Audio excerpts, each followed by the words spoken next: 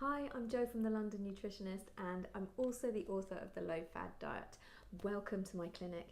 Now, I've been asked to do a couple of short videos doing little overviews and excerpts from my book so that people can know what it's about before you buy it. Today, I'm going to be talking about calories. As a dietitian, I get asked about calories all the time, but it's really clear that there's quite a few myths still flying around about calories. So today, I'm going to dispel a few of those myths and tell you how you can use calories to your advantage without worrying about them too much. So, what is a calorie? Well, a calorie is a unit of energy, and we use calories to measure units of energy in all forms.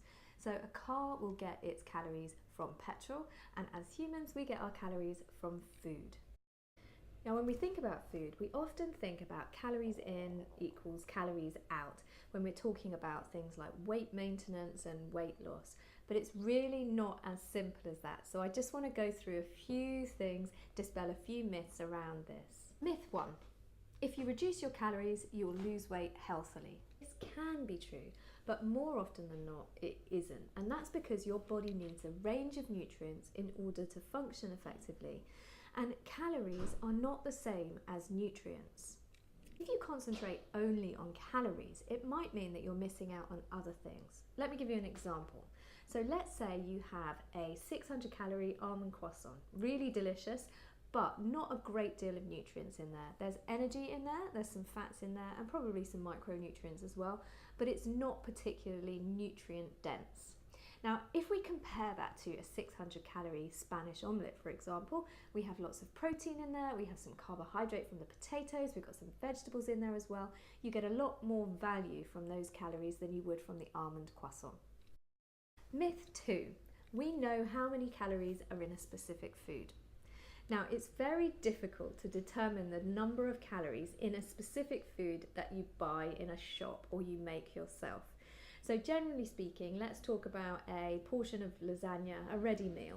Now, for that company to know exactly how much is in that lasagna is really impractical. And what generally happens is they get their information from food tables.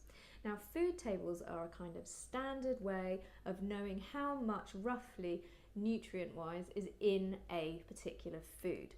So at one point, somebody set fire to a food in a lab and measured the energy coming from that flame.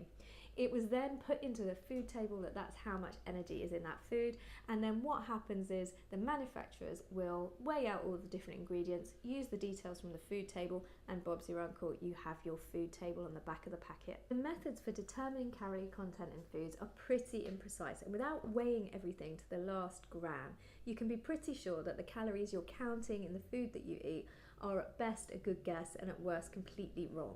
I'm not bad-mouthing calorie counting completely. I think it's a great idea to know roughly how many calories are in the food you eat, but I just want you to all be aware that it is at best a good guess rather than a precise amount. Just having a good best guess is all you really need. But what I'm saying is if you only concentrate on calories, you miss the big picture. It's like knowing how many pages are in a book. It tells you one thing about the book, but not necessarily the most important thing. Myth 3. We know how many calories we burn. Everybody has different metabolic rates, and that is dependent on all sorts of things, depending on how much muscle you have or what temperature the room happens to be in at the time. So it's very, very variable, and determining how much energy we burn is really hard. While possible to accurately measure basal metabolic rate, in real life it's a very impractical thing to do, and is even harder when you factor in specific types of exercise. So again, we're back to best guess versus completely wrong territory. There are some great food diary apps out there, but calorie counting tends to be laborious, and it can lead to people giving up or getting completely obsessed with the numbers. So I'm going to suggest a different way. If you think of your plate filled with food, I want you to split your plate into 3. You have half of the plate filled with vegetables or a mixture of fruit and veg, a quarter with carbohydrates, and a quarter with protein. If you do that, the chances of you getting everything you need and not too much of what you don't are really high. And I talk about this all of the time. So instead of calorie counting and focusing only on the energy that your food provides you, try and think of it as a big picture. What else is the food giving you? How many nutrients are in that? And does it satisfy you? Do you like it? having a low calorie option isn't always the tastiest, and you can end up eating more of it because you're having less calories. So try to decide to eat the things that you like and enjoy and that satisfy you. Thanks for watching today. You can find more information from my book, The Low-Fad Diet, and I'm going to be doing some more videos giving you a few more excerpts and new little kind of overviews of the chapters in my book.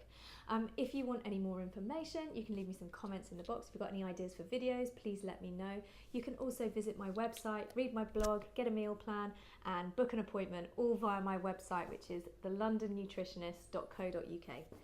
Please like my video if you found it useful and subscribe to my channel. I'm going to be doing regular videos, so it'd be lovely to see you here again.